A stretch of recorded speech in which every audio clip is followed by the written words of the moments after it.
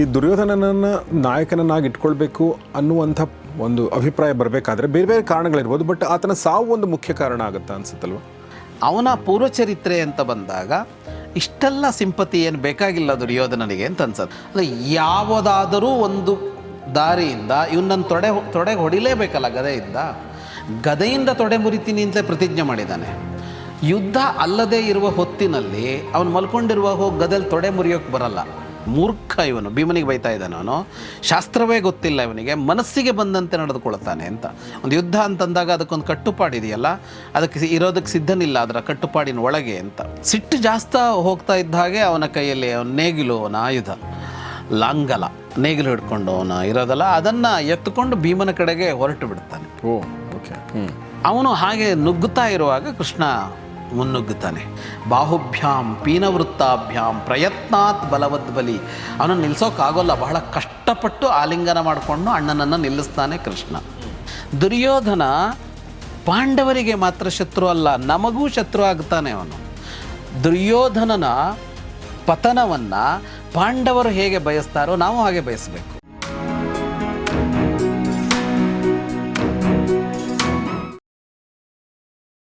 ಸ್ನೇಹಿತರೆ ನಮಸ್ಕಾರ. ಗೌರಿ ಶಕ್ಕಿ ಸ್ಟುಡಿಯೋದ ವಿಶೇಷ ಸರಣಿ ಸಂದರ್ಶನ ಕಾರ್ಯಕ್ರಮ ಮಹಾಭಾರತ ರಹಸ್ಯಗಳು. ನಿಮಗೆಲ್ಲ ಆತ್ಮೀಯ ಸ್ವಾಗತ. ನಾನು ಗೌರಿ ಶಕ್ಕಿ. ಮಹಾಭಾರತ ರಹಸ್ಯಗಳನ್ನ ಹೇಳೋದಕ್ಕೆ ನಮ್ಮೊಂದಿಗೆ ಜಾಯ್ನ್ ಆಗಿದ್ದಾರೆ ವಿದ್ವಾನ್ ಜಗದೀಶ್ ಶರ್ಮಾ ಸಂಪಾ ಸರ್. ಸರ್ ನಮಸ್ಕಾರ, ವೆಲ್ಕಮ್ ಟು ದ ಶೋ. ನಮಸ್ತೆ. ನಮಸ್ತೆ. ದುರ್ಯೋಧನನ ವಧೆಯ ಪ್ರಸಂಗದಲ್ಲಿದ್ದೀವಿ. ಅಂದರೆ ಊರು ಭಂಗ ಆಗಿದೆ, ತೊಡೆ ಮುರಿದೋಗಿದೆ, ಆದರೆ ದುರ್ಯೋಧನ ಇನ್ನೂ ಬದುಕಿದ್ದಾನೆ. ಆತನ ಸಾವು ಹೇಗಾಗುತ್ತೆ ಇದೆಲ್ಲವನ್ನು ಕೂಡ ನಾವು ನೋಡೋಣ. ಬಟ್ ಅದಕ್ಕಿಂತ ಮುಂಚೆ ಗೌರಿ ಶಕ್ಕಿ ಸ್ಟುಡಿಯೋದ ಮೊದಲ ಬಿಸ್ನೆಸ್ ಅಥವಾ ಏಕೈಕ ಬಿಸ್ನೆಸ್ ಅಂದರೆ ಕ್ಯೂ ಪ್ರಚಾರ ಡಿಜಿಟಲ್ ಮಾರ್ಕೆಟಿಂಗ್ ಏಜೆನ್ಸಿ. ನಾವು ಬ್ರ್ಯಾಂಡ್ಗಳನ್ನ ಪ್ರಮೋಟ್ ಮಾಡ್ತೀವಿ, ವೆಬ್ಸೈಟ್ ಡಿಸೈನ್ ಡೆವಲಪ್ಮೆಂಟ್ ಮಾಡ್ತೀವಿ, ಮತ್ತು ಲೀಡ್ ಜನ್ರೇಷನ್ ಮಾಡ್ತೀವಿ ನಿಮ್ಮ ಬಿಸ್ನೆಸ್ಗಳಿಗೆ, ಸೋಷಿಯಲ್ ಮೀಡಿಯಾ ಮ್ಯಾನೇಜ್ಮೆಂಟ್ ಮಾಡ್ತೀವಿ. ಈ ಥರದ ಕೆಲಸವನ್ನು ನಮ್ಮ ತಂಡ ಮಾಡ್ತಾ ಇದೆ. ಕ್ಯೂ ಪ್ರಚಾರ ಅನ್ನೋ ಬ್ರ್ಯಾಂಡ್ ಅಡಿಯಲ್ಲಿ ಆಸಕ್ತರು ಅವಶ್ಯಕತೆ ಇದ್ದರೂ ಈ ತಂಡವನ್ನು ಸಂಪರ್ಕಿಸಬಹುದು ಅಂತ ಹೇಳ್ತಾ ಇವತ್ತಿನ ಎಪಿಸೋಡ್ನ ಶುರು ಮಾಡ್ತಾ ಇದ್ದೀನಿ. ದುರ್ಯೋಧನ ವಧೆ ಅನ್ನೋದು ಮಹಾಭಾರತದ ಅತ್ಯಂತ ಪ್ರಸಿದ್ಧ ಪ್ರಸಂಗಗಳಲ್ಲಿ ಒಂದು. ಇದನ್ನ ಇಟ್ಕೊಂಡು ಕಾದಂಬರಿಗಳು ಅಂದರೆ ಮಹಾಕಾವ್ಯಗಳು ಕೂಡ ರಚನೆ ಆಗಿದೆ ಅಲ್ಲ ಸರ್? ಹೌದು, ಮಹಾಕಾವ್ಯಗಳಾಗಿವೆ, ನಾಟಕಗಳಾಗಿವೆ, ಯಕ್ಷಗಾನಗಳು, ಬೇರೆ ಬೇರೆ ತರಹದ ಸಾಹಿತ್ಯಗಳು ತುಂಬ ಬಂದಿದೆ. ಈ ಭಾಗ ಏನಿದೆ ಗದಾಯುದ್ಧ ಅನ್ನೋದೇನಿದೆ ಅದು ಇದಕ್ಕೆ ಏನು ರಂಗಕ್ಕೆ ತುಂಬ ತರಹದಲ್ಲಿ ಬಂದಿದೆ. ಸಾಹಿತ್ಯ ಕೃತಿಯಾಗಿಯೂ ಬಂದಿದೆ, ಆದರೆ ದೃಶ್ಯಕಾವ್ಯಗಳಲ್ಲಿ ತುಂಬ ಹೆಚ್ಚಾಗಿ ಬಂದಿದೆ, ಹೆಚ್ಚು ಇದು ಆಗಿದೆ, ಜನಪ್ರಿಯ ಆಗಿದೆ. ದುರ್ಯೋಧನ ಅನ್ನುವ ಆ ಪಾತ್ರದ ವೈಭವ ಅಲ್ಲ, ಹಾಗಾಗಿ ಸಾಕಷ್ಟು ಕೆಲಸ ಇದ್ರ ಮೇಲೆ ನಡೆದಿದೆ. ಓಕೆ. ದುರ್ಯೋಧನನನ್ನೇ ನಾಯಕನನ್ನಾಗಿಸಿಕೊಂಡು ಸಿನಿಮಾ ಕೂಡ ಬಂದು ಕುರುಕ್ಷೇತ್ರ ಅಂತ ದರ್ಶನ್ ಅದರಲ್ಲಿ ಆ್ಯಕ್ಟ್ ಮಾಡಿದರು. ಆ ಥರ ಅಂದರೆ ಖಳನಾಯಕರನ್ನ ನಾಯಕನಾಗಿಸಿಕೊಂಡು ಕೂಡ ನಮ್ಮಲ್ಲಿ ಪ್ರಚಂಡ ರಾವಣ ನಾಟಕ ಬಂದಿರೋ ಹಾಗೆ ಭಕ್ತ ಪ್ರಹ್ಲಾದ ಅಂತ ಹೆಸರಿತ್ತು. ರಾಜ್ಕುಮಾರ್ ಅವ್ರು ಮಾಡಿದ್ದು ಹಿರಣ್ಯಕಶಿಪುವನ್ನ. ಹಾಗೆ ಹಿರಣ್ಯಕಶಿಪು ಅಲ್ಲ, ಭಕ್ತ ಪ್ರಹ್ಲಾದ ಸಿನಿಮಾದ ನಾಯಕ ಯಾರು ಅಂತ ಕೇಳಿದರೆ ಮೊನ್ನೆ ಎಲ್ಲೋ ಯಾರು ಹೇಳ್ತಾ ಇದ್ರು, ನಮ್ಮ ಇವರು ಗುಂಡೂರಾಯರು ಹೇಳ್ತಾ ಇದ್ರು, ಭಕ್ತ ಪ್ರಹ್ಲಾದ ಸಿನಿಮಾದ ನಾಯಕ ಯಾರು ಅಂದರೆ ರಾಜ್ಕುಮಾರ್ ಅಂತೀವಿ, ನರಸಿಂಹ ಅನ್ಬೇಕಲ್ವಾ ಅಂತ. ನರಸಿಂಹನ ಪಾತ್ರ ಮಾಡ್ಕೊಂಡ್ ಬಂದವನು ಯಾರೋ ಏನೋ ಅಂತ. ಕರೆಕ್ಟ್. ಇಲ್ಲಾಂದ್ರೆ ಪ್ರಹ್ಲಾದ್ ಅನ್ಬೇಕು ಆಕ್ಚುಲಿ. ಇಲ್ಲ, ಪ್ರಹ್ಲಾದ ಅಂತ ಪುನೀತ್ ರಾಜ್ಕುಮಾರ್ ಆಕ್ಚುಲಿ. ಇದು ಪ್ರತಿನಾಯಕ, ಆಕ್ಚುಲಿ ಆಂಟೋಗನಿಸ್ಟ್ ಅಂತ ಕರೀತಾರೆ. ಅಂದರೆ ಖಳತ್ವ ತುಂಬಿದೆ ಆತನಿಗೆ, ಬಟ್ ಆತನೇ ಮುಖ್ಯ ಪಾತ್ರಧಾರಿ. ಅಂದರೆ ಅದನ್ನು ರಂಗಕ್ಕೆ ತರುವಾಗ ಯಾರನ್ನು ಇಟ್ಟುಕೊಂಡು ಪ್ರಧಾನ ಭೂಮಿಕೆಯಲ್ಲಿ ಯಾವ ಪಾತ್ರವನ್ನು ಇಟ್ಕೊಂಡು ಹೋಗುತ್ತೋ ಅವರನ್ನು ನಾಯಕ ಅಂತ ಸಾಧಾರಣವಾಗಿ ಜನ ಅಂದ್ಕೊಳ್ತಾರೆ. ಅವನು ಖಳನಾಯಕನೇ ಆಗಿರ್ಬೋದು, ಆದರೆ ಅವನ ನಾಯಕ ಅನ್ನೋ ಥರದಲ್ಲಿ ಹೋಗುತ್ತೆ. ಈತ ದುರ್ಯೋಧನ ಇವರು ನಮ್ಮ ಸಂತೋಷ್ ವರ್ಮ ಹೆಂದೇಳು ಕೂಡ ಒಂದು ಕಾದಂಬರಿ ಬರೆದಿದ್ದಾರೆ, ಸುಯೋಧನ ಅಂತ ಅದರ ಹೆಸರು. ಈ ದುರ್ಯೋಧನನನ್ನು ನಾಯಕನನ್ನಾಗಿ ಇಟ್ಕೊಳ್ಬೇಕು ಅನ್ನುವಂಥ ಒಂದು ಅಭಿಪ್ರಾಯ ಬರಬೇಕಾದ್ರೆ ಬೇರೆ ಬೇರೆ ಕಾರಣಗಳಿರ್ಬೋದು, ಬಟ್ ಆತನ ಸಾವು ಒಂದು ಮುಖ್ಯ ಕಾರಣ ಆಗುತ್ತಾ ಅನ್ಸುತ್ತಲ್ವ? ಸಾವಿನ ವಿಜೃಂಭಣೆ ಕಾರಣ ಆಗುತ್ತೆ. ಈಗ ಸಾವು ಅನ್ನೋದು ಅಷ್ಟು ಪ್ರಮಾಣದ ಇದೇನೂ ಆಗಿರಲಿಲ್ಲ. ಸಾವಿನ ರೀತಿ ಇದೆಯಲ್ಲ, ಈಗ ತೊಡೆಗೆ ಇದು ಹೊಡೆದ ಅಂತ ಅನ್ನೋದಿದೆಯಲ್ಲ, ಅದನ್ನು ವಿಪರೀತವಾಗಿ ಅದನ್ನು ವಿಜೃಂಭಿಸಿದ ಅಂಶ ಅದು ಅಂತ. ಯಾಕೆ ಅಂತ ಕೇಳಿದರೆ, ಈಗ ಅನ್ಯಾಯವನ್ನೇ ಮಾಡದ ಅಥವಾ ಅತ್ಯಂತ ಕಡಿಮೆ ಅನ್ಯಾಯ ಮಾಡಿದ ಒಬ್ಬನನ್ನು ಹಾಗೆ ಕೊಲ್ಲಲಾಯಿತು ಅಂತಂದಾಗ ಅದಕ್ಕೊಂದು ಅನುಕಂಪ, ಸಹಾನುಭೂತಿ ಬರಬೇಕು. ನಾವು ಜಗತ್ತಲ್ಲಿ ಹೇಗೆ ಅಂದರೆ, ಒಬ್ಬ ಮಾಫಿಯಾ ಡಾನ್ ಇದ್ದಾನೆ, ಒಬ್ಬ ಸರ್ವಾಧಿಕಾರಿ ಇದ್ದಾನೆ, ಅವನು ಸತ್ತ ಅಂತಂದಾಗ ಹಬ್ಬ ಸತ್ನಲ್ಲ ಅಂತ ನಿಟ್ಟುಸಿರು ಬಿಡ್ತಾರೆ ಸಜ್ಜಂದರು ಬಿಟ್ಟರೆ. ಅದಾದ್ರೂ ಹಂಗೆ ತೆಗಿಬಾರ್ದಾಗಿತ್ತು ಅಂತ ಮಾತು ಬರುತ್ತಲ್ಲ. ಅದಕ್ಕೇನು ಅಷ್ಟೊಂದು ಇದು ಅಂತ ಅನಿಸೋಲ್ಲ ನನಗೆ ಅಂತ. ಈಗ ನಿರಂತರವಾಗಿ ಒಬ್ಬ ವ್ಯಕ್ತಿಯ ಮೇಲೆ ಅನ್ಯಾಯವನ್ನು ಮಾಡ್ತಾ ಮಾಡ್ತಾ ಅವನನ್ನು ಕೊಂದಾಗ ಅವನ ಬಗ್ಗೆ ಆ ಥರದ ಅಂಶಗಳು ಬರೋದು ಸಹಜ. ಇಲ್ಲಿ ಅಷ್ಟು ಪ್ರಮಾಣದ್ದಲ್ಲ, ಅದು ಅಷ್ಟು ಪ್ರಮಾಣದ್ದೇನು ಅಲ್ಲ ದುರ್ಯೋಧನನ ಮೇಲಾಗಿರೋದು ಅಂತ. ಅಂದರೆ ಗದಾಯುದ್ಧದ ಒಂದು ನಿಯಮವನ್ನು ಮೀರಿದ್ದಾರೆ, ಅದು ಅವನಿಗೆ ಅನಿರೀಕ್ಷಿತ ಆಗಿತ್ತು ಅಂತ. ಅಂದರೆ ಸೊಂಟದಿಂದ ಕೆಳಗೆ ಹೊಡೆಯಬಹುದು ಅಂತ ಅವನು ಅಂದ್ಕೊಂಡಿರಲಿಲ್ಲ ದುರ್ಯೋಧನ. ಅಷ್ಟು ಅಂಶ ಅದರಲ್ಲಿ ಬಂದಿರೋದು. ಅಂದರೆ ಈಗ ಯುದ್ಧ ಮಾಡ್ತಾ ಇರುವಾಗ ಬೀಸ್ತಾರೆ ಹೊಡಿತಾರೆ ಅನ್ನೋದು ಇದ್ದೇ ಇದೆ. ಆದರೆ ಆ ಎಚ್ಚರಿಕೆ ಅವ್ರಿಗೆ ಇರ್ತಾ ಇರಲಿಲ್ಲ ಅಂತ ಹೇಳೋಕ್ಕಾಗಲ್ಲ. ಯಾಕೆ ಅಂದರೆ ಒಂದು ಆಯುಧವನ್ನು ಎದುರಿನಲ್ಲಿದ್ದು ಇದು ಎಸೆಯುವ ಆಯುಧ ಈ ಗದೆ ಅನ್ನೋದು, ಹೊಡೆಯೋದು ಮಾತ್ರ ಅಲ್ಲ, ಹೀಗೆ ತಿರುಗಿಸಿ ಅದನ್ನು ಬೀಸಿ ಎಸಿತಾರೆ ಮೈ ಮೇಲೆ. ಹಾಗೆ ಎಸೆದಾಗ ಅದು ಯಾವ ಭಾಗಕ್ಕೆ ತಾಗಬಾರದು ಅಂತ ಇದೆಯೋ ಅದು ಗದೆಗಲ್ಲ ನಿಯಮ, ಗದೆ ಬಂದು ತಾಗ್ಬೋದಲ್ಲ. ಹಾಗಾಗಿ ಒಬ್ಬ ವ್ಯಕ್ತಿ ಯಾವುದೇ ಯುದ್ಧ ನಿಯಮಗಳಿರಲಿ ಇನ್ನೊಂದಿರಲಿ ತನ್ನನ್ನು ಸಂಪೂರ್ಣವಾಗಿ ರಕ್ಷಿಸಿಕೊಳ್ಳೋದಕ್ಕೆ ಬೇಕಾಗೋದನ್ನು ಮಾಡಿಕೊಂಡೇ ಯುದ್ಧ ಮಾಡ್ತಾ ಇರ್ತಾನೆ. ಆ ಹೊತ್ತಿನಲ್ಲಿ ದುರ್ಯೋಧನನಿಗೆ ಅದು ಆಕಸ್ಮಿಕ ಆಯಿತು ಅಷ್ಟೇ. ಆಕಸ್ಮಿಕವಾಗಿ ಅಂದರೆ ಯಾಕೆ ಅಂದರೆ ಅವನನ್ನು ನಾವಲ್ಲಿ ನೋಡಿದ್ವಿ, ಅದನ್ನು ಭೀಮ ಒಂದು ಟ್ರಿಕ್ ಉಪಯೋಗಿಸಿದ. ಅದನ್ನು ಅವನು ಹಿಂದೆ ಬಂದ ಮುಂದೆ ಹೋದ, ಅವನೇನು ಮಾಡ್ತಾನೆ ಅಂತ ಒಂದು ದುರ್ಯೋಧನ ಯೋಚನೆ ಮಾಡಬೇಕಲ್ಲ, ಏನು ಮಾಡೋಕ್ಕೆ ಹೊರಟಿದ್ದಾನೆ ಅವನು ಮುಂದಿನ ಹೆಜ್ಜೆಯಲ್ಲಿ ಅಂತ. ಅಲ್ಲಿ ಅವನು ಇನ್ನೇನೋ ಮಾಡ್ತಾನೆ ಅಂತ ಇನ್ನೊಂದೇನೋ ತರಹದ ಪ್ರಹಾರ ಮಾಡೋದಕ್ಕೆ ಬೇಕಾಗುವ ನಡೆಯನ್ನು ತೋರಿಸಿದ ಭೀಮ. ಅವಾಗ ಅವನಿಗೆ ಅನ್ನಿಸ್ತು ಈ ಥರದ ಯೋಚನೆಯಲ್ಲಿ ಹೊರಟಿದ್ದಾನೆ ಇವನು ಅಂತ ಒಂದು ಯೋಚನೆ ಮಾಡ್ದ. ಆದರೆ ಅದು ಇವನ ಯೋಚನೆ ಬೇರೆ ಇತ್ತು. ಈಗ ಉದಾಹರಣೆಗೆ ಕ್ರಿಕೆಟ್ನಲ್ಲಿ ಬೌಲರು ಈಗ ಹಾಕುವ ಬೌಲ್ ಇದೆಯಲ್ಲ, ಅವನು ಔಟ್ ಮಾಡೋದು ಯಾವಾಗ ಅಂತ ಅಂದರೆ ಅವನಿಗೊಂದು ಭ್ರಮೆ ಹುಟ್ಟಿಸ್ತಾನೆ ಇವನು.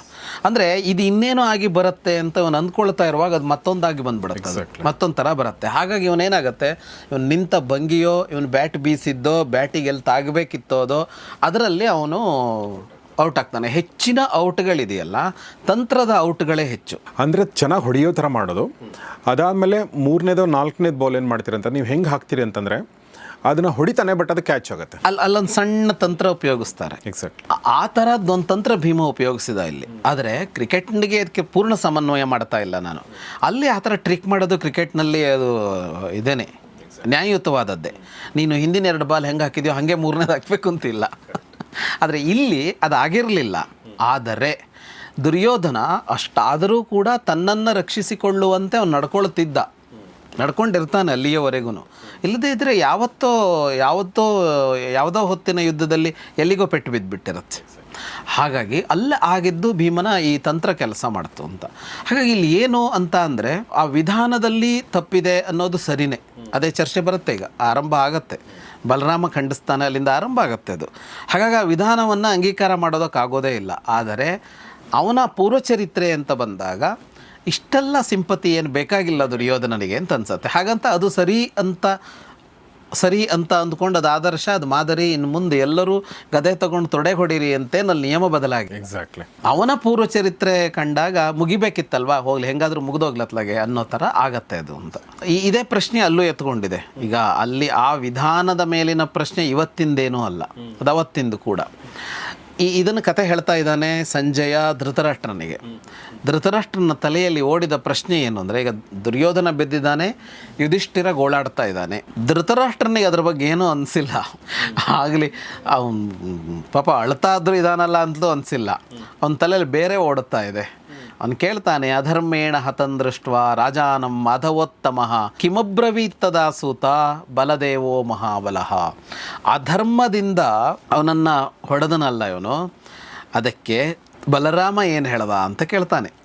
ಯಾಕೆ ಅಂದರೆ ಅವನು ಗದಾಯುದ್ಧ ವಿಶೇಷಜ್ಞ.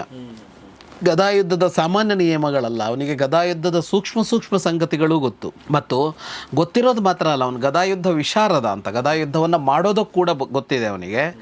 ಅವನು ಏನು ಮಾಡ್ದಾಗ ಅಂತ ಹೇಳು ಅಂತ. ನೋಡಿ ಎಷ್ಟು ಅವನ ಯೋಚನೆ ಎಷ್ಟು ಇದಾಗಿದೆ ಅಂದರೆ, ಕೃಷ್ಣ ಏನು ಹೇಳ್ದ, ಅರ್ಜುನ ಏನು ಹೇಳ್ದ, ಇನ್ನೊಬ್ಬ ಏನು ಹೇಳ್ದ ಅಂತ ಏನೂ ಕೇಳ್ತಾ ಇಲ್ಲ. ಅವನಿಗೆ ಗೊತ್ತಿದೆ ಅವ್ರು ಯಾರೂ ತನ್ನ ಮಗನ ಪರವಾಗಿ ಮಾತಾಡಿರೋಲ್ಲ ಅಂತ. ಬಲರಾಮ ಏನು ಮಾಡ್ದ ಅಂತಲೇ ಅವನ ಪ್ರಶ್ನೆ ಇದೆ. ಅಂದರೆ ಒಬ್ಬರಿಗೊಬ್ಬರಿಗೆ ಅವರೇನು ಬಹಳ ಸಲ ಭೇಟಿಯಾಗಿರೋಲ್ಲ, ಬಹಳ ಆತ್ಮೀಯರಾಗಿರೋಲ್ಲ. ಆದರೆ ಯಾವ ಇದಕ್ಕೆ ಯಾರು ಹೇಗೆ ಪ್ರತಿಕ್ರಿಯಿಸ್ತಾರೆ ಅನ್ನುವ ಒಂದು ಅಂಶ ಇದೆಯಲ್ಲ, ಅದನ್ನು ಅಳೆದಿರ್ತಾರೆ ಮನುಷ್ಯರು ಅಂತ. ಅದು ಆವಾಗ ಅಂತಲ್ಲ, ಈಗಲೂ ಕೂಡ ಇರುತ್ತೆ. ನಾವಿಲ್ಲಿ ಕೂತ್ಕೊಂಡು ಟ್ರಂಪ್ ಮುಂದಿನ ಹೆಜ್ಜೆ ಏನು ಅಂತ ಯೋಚನೆ ಮಾಡ್ತಾ ಇರ್ತೀವಲ್ಲ, ಸಾಕಷ್ಟು ಭಾಗ ಟ್ರಂಪೋ ಇನ್ನೊಬ್ಬನೋ ಯಾರೋ 99% ಸರಿಯಾಗುತ್ತೆ. ಯಾಕೆಂದರೆ ನಮ್ಗೆ ಅಳಿಯೋಕೆ ಬರುತ್ತೆ ಕೂತ್ಕೊಂಡು ಅವನ ಹಿಂದಿನ ವರ್ತನೆಗಳನ್ನು ನೋಡಿದಾಗ. ಹಾಗಾಗಿ ಅವನಿಗೆ ಕೃಷ್ಣ ಈಗೇನಾದರೂ ಭೀಮಾ ನಿನ್ನದು ತಪ್ಪು ಅಂತ ಹೇಳಿ ಅನ್ನುವಂತೇನು ಅನಿಸಿಲ್ಲ ಅವನಿಗೆ. ಬಲರಾಮನ ಬಗ್ಗೆ ಅನಿಸಿದೆ, ಕೇಳ್ತಾನೆ. ಚುಕ್ರೋಧ ಬಲವದ್ ಬಲಿ ಅಂತ ಜೋರಾಗಿ ಅವನು ಅರಚಿದ ಅನ್ನೋ ತರಹದಲ್ಲಿ ಸಂಜಯ ಹೇಳ್ತಾನೆ. ಬಲರಾಮ ಬಲರಾಮ ಹಾಗೆ ಅವನು ಬಿದ್ದಿದ್ದನ್ನು ನೋಡಿ, ಭೀಮ ಹಾಗೆ ಹೊಡೆದಿದ್ದನ್ನು ನೋಡಿ, ಅರ್ಥಸ್ವರಂ ಘೋರಂ, ಬಹಳ ಘೋರವಾಗಿ, ದಾರುಣವಾಗಿ, ಘೋರ ಅಂದರೆ ದಾರುಣವಾಗಿ ಅರ್ಥಸ್ವರ ಮಾಡದ ಅಂತ, ಅಯ್ಯೋ ಅನ್ನೋ ತರಹ ಹೇಳ್ತೀವಲ್ಲ ಆ ಥರ ಹೇಳ್ದ. ದಿಗ್ ಭೀಮ ಅಂತ ಹೇಳ್ದ ಅಂತ, ಭೀಮನಿಗೆ ಧಿಕ್ಕಾರವಿರಲಿ ಅಂತ ಹೇಳ್ದ. ಅಹೋ ದಿಗ್ಯದೋ ನಾಭೇ ಪ್ರಹೃತಂ ಶುದ್ಧ ವಿಕ್ರಮೆ ನೈತದೃಷ್ಟಂ ಗದಾ ಯುದ್ಧೆ ಕೃತವಾನ್ ಯತ್ ವೃಕೋದರಃ ಅಂತ. ನಾಭಿಯ ಕೆಳಭಾಗಕ್ಕೆ ಹೊಡಿಬಾರ್ದು ಆ ಕೆಲಸವನ್ನು ಮಾಡದ. ಯಾರ ಮೇಲೆ ಅಂದರೆ ಶುದ್ಧ ವಿಕ್ರಮ ಅಂತ ಕರೀತಾನೆ ಒಂದು ದುರ್ಯೋಧನನನ್ನು. ಅವನ ಪರಾಕ್ರಮ ಅನ್ನೋದು ಶುದ್ಧವಾದದ್ದು ಅಂತ, ಅಲ್ಲಿ ತಂತ್ರಗಾರಿಕೆಗಳಿಲ್ಲ ಅಂತ.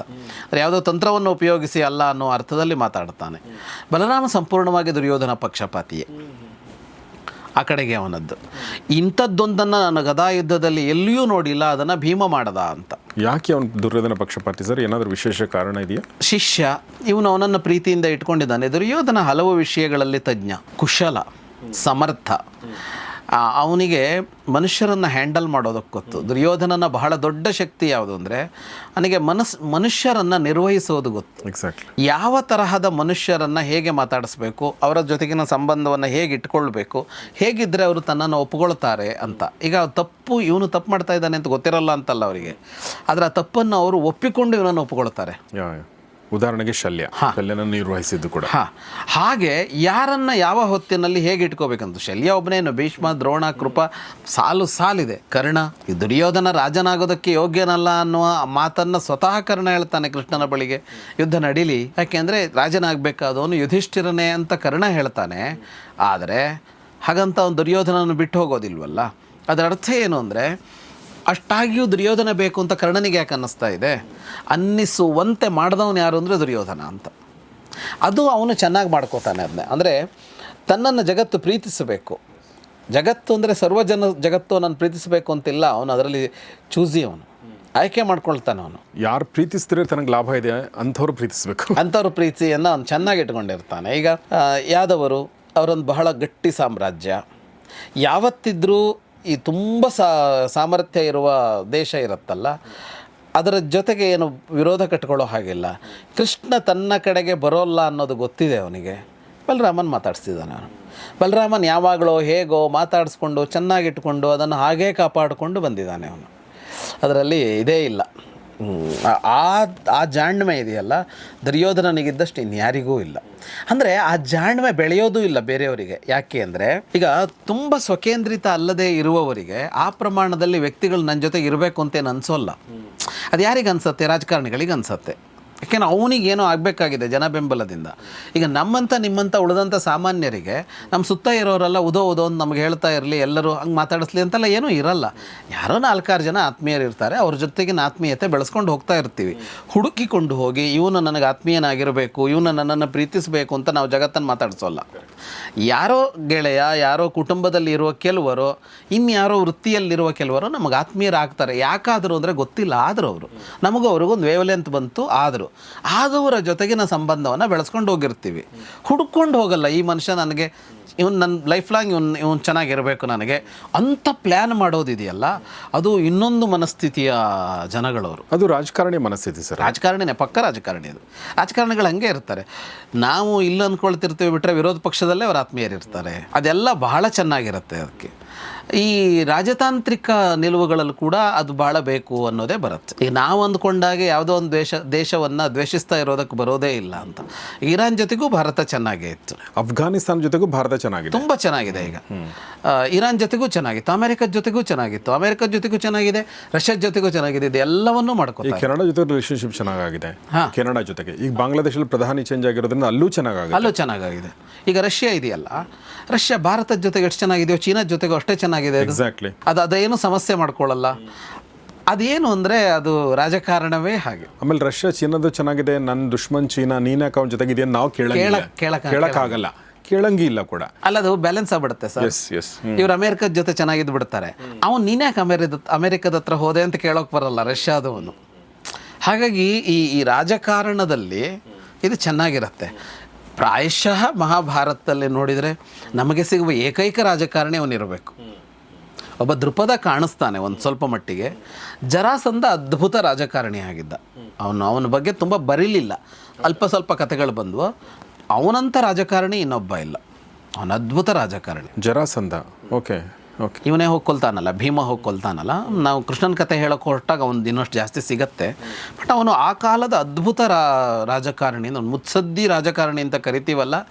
ತಂತ್ರಗಾರಿಕೆ ಆಮೇಲೆ ಇದು ಎರಡರಲ್ಲೂ ಸಾಮರ್ಥ್ಯ, ಪಟ್ಟುಗಳು, ಎಲ್ಲ ತರಹದ ಪಟ್ಟುಗಳು, ಮಲ್ಲಯುದ್ಧ ಪ್ರವೀಣ, ಮಲ್ಲಯುದ್ಧದ ಪಟ್ಟುಗಳಲ್ಲೂ ಅವನು ಎಕ್ಸ್ಪರ್ಟೇ. ಹಾಗೆಯೇ ಒಳಗಡೆಯಿಂದ ಆಟ ಆಡುವ ತಂತ್ರಗಳ ಪಟ್ಟುಗಳಿದೆಯಲ್ಲ ಅದರಲ್ಲೂ ಅವನು ಎಕ್ಸ್ಪರ್ಟ್. ಅದನ್ನು ಬಿಟ್ಟರೆ ಅಲ್ಲಿ ಅಷ್ಟು ಜಾಣ್ಮೆಯ ರಾಜಕಾರಣಿಯಾಗಿ ಕಾಣೋದು ದುರ್ಯೋಧನನೇ.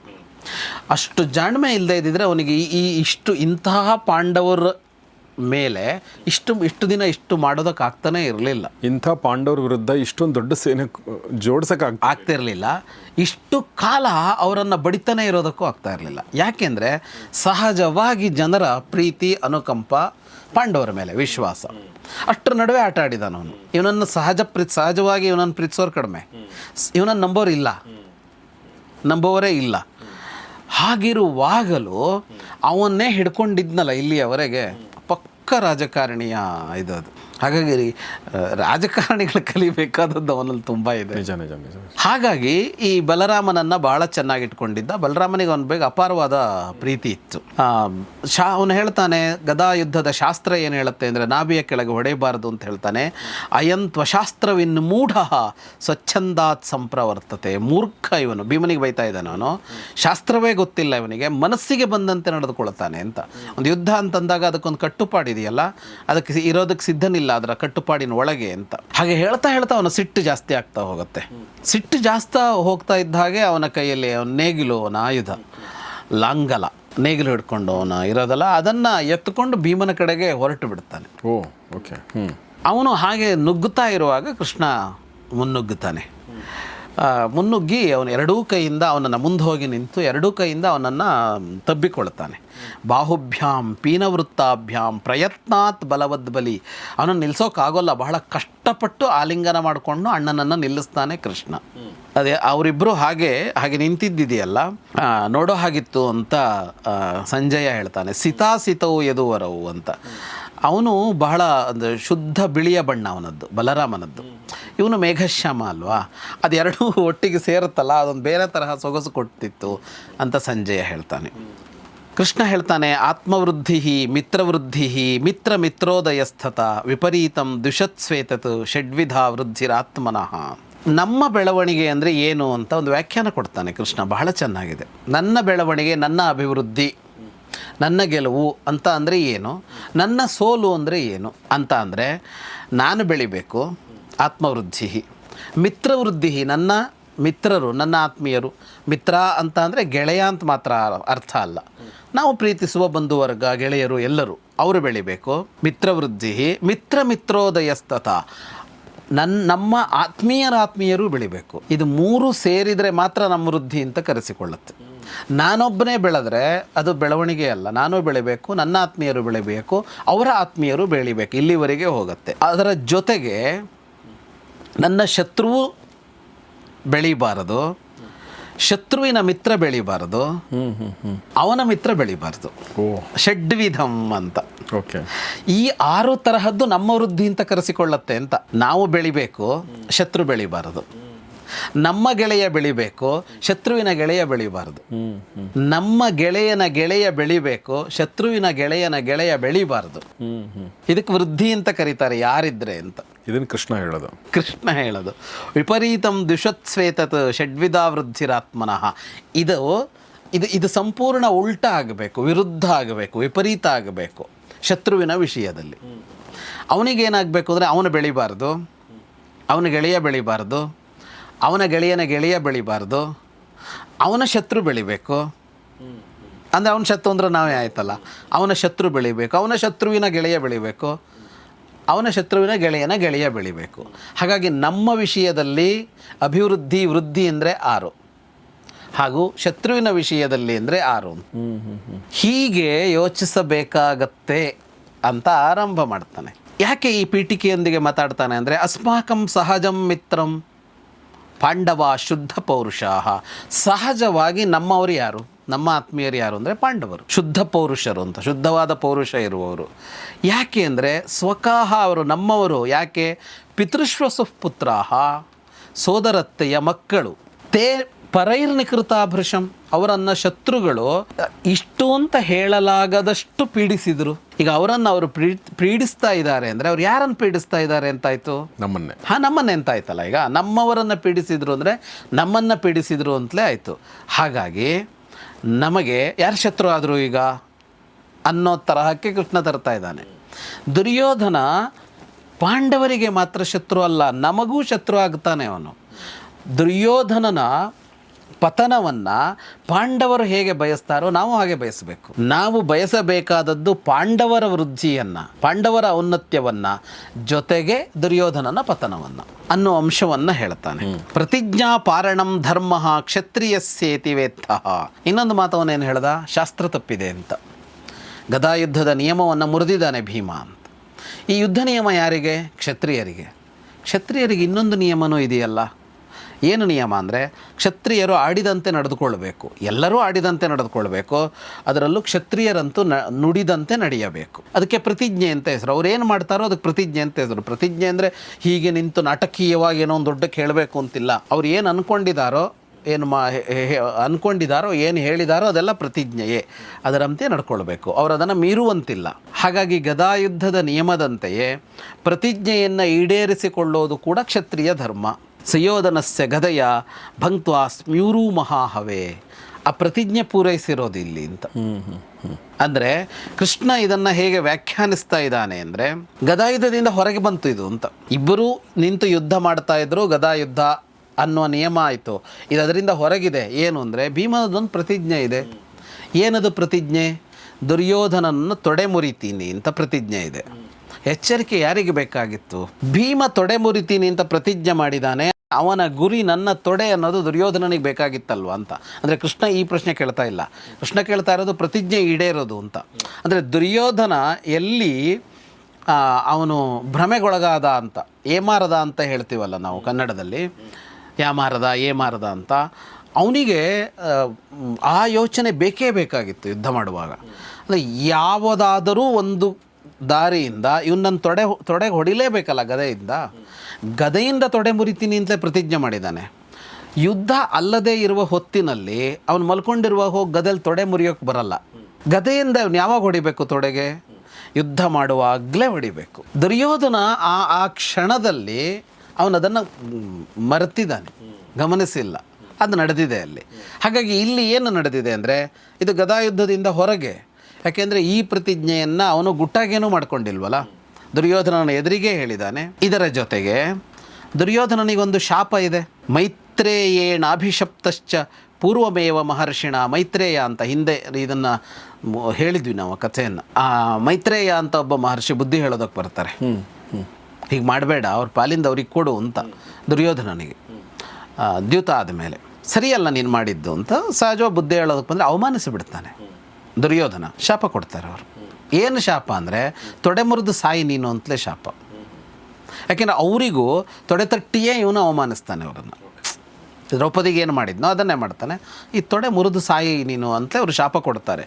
ಹಾಗಾಗಿ ಶಾಪ ಕೂಡ ಇತ್ತು ಅಂತ. ಹಾಗಾಗಿ ಅಥೋ ದೋಷಂ ನ ಪಶ್ಯಾಮಿ, ನನಗಿದರಲ್ಲಿ ತಪ್ಪು ಕಾಣಿಸೋಲ್ಲ. ಮಾ ಕೃಧಸ್ತ್ವಂ ಪ್ರಲಂಬಹನ್, ನೀನು ಸಿಟ್ಟು ಮಾಡಬಾರದು ಅಂತ ಹೇಳ್ತಾನೆ. ಇನ್ನು ಪಾಂಡವರು ನಮ್ಮವರು ಅಂತ ಹೇಳೋದಕ್ಕೆ ಎರಡೂ ಹೇಳ್ತಾನೆ ಅವನು. ಯೋನೈರ್ ಹಾರ್ದೈಶ್ಚ ಸಂಬದ್ಧ ಸ್ನೇಹ ಪಾಂಡವೈ. ಪಾಂಡವರ ಜೊತೆಗೆ ಇರೋದು ನಮ್ಮದು ರಕ್ತ ಸಂಬಂಧ ಅಂತ ನಾವು ಹೇಳ್ತೀವಲ್ಲ, ತಂದೆಯ ತಂಗಿಯ ಮಕ್ಕಳು, ಸೋದರತ್ತೆಯ ಮಕ್ಕಳು ಅನ್ನೋದ್ರ ಜೊತೆಗೆ ಹಾರ್ದ ಅನ್ನೋದು ಕೂಡ ಇದೆ ಅಂತ. ಅಂದರೆ ಹಾರ್ದಿಕ ಸಂಬಂಧ ಕೂಡ ಪಾಂಡವರ ಜೊತೆಗಿದೆ. ಅಂದರೆ ಆತ್ಮೀಯತೆ ಕೂಡ ಇದೆ. ಈಗ ಸೋದರತ್ತೆ ಮಕ್ಕಳು ಅಂದರೆ ಇನ್ನೂ ತುಂಬ ಜನ ಇದ್ದರು. ಶಿಶುಪಾಲನು ಸೋದರತ್ತೆಯ ಮಗನೇ. ಆದರೆ ಅವನ ಜೊತೆಗೆ ಹಾರ್ದಿಕ ಸಂಬಂಧ ಇಲ್ಲ ಅವರಿಗೆ, ಶಿಶುಪಾಲನ ಸಾಯಿಸಬೇಕಾಯ್ತು. ಆದರೆ ಪಾಂಡವರು ಹಾಗಿಲ್ಲ. ನಮ್ಮ ಸೋದರತ್ತೆಯರ ಮಕ್ಕಳಲ್ಲಿ ಪಾಂಡವರು ನಮ್ಮ ಜೊತೆಗೆ ತುಂಬ ಚೆನ್ನಾಗಿ ಆತ್ಮೀಯವಾಗೂ ಇದ್ದಾರೆ. ಎರಡೂ ತರಹದ ಸಂಬಂಧ ಅನ್ನೋದು ಅವ್ರ ಜೊತೆಗಿದೆ. ಹಾಗಾಗಿ ತೇಷಾಂ ವೃದ್ಧ್ಯಾಭಿವೃದ್ಧಿರ್ನಃ, ತೇಷಾಂ ವೃದ್ಧಿಯ ನಃ ಅಭಿವೃದ್ಧಿ, ಅವರ ಔನ್ನತ್ಯ ಆಯಿತು ಅಂದರೆ ಅದು ನಮ್ಮ ಔನ್ನತ್ಯ.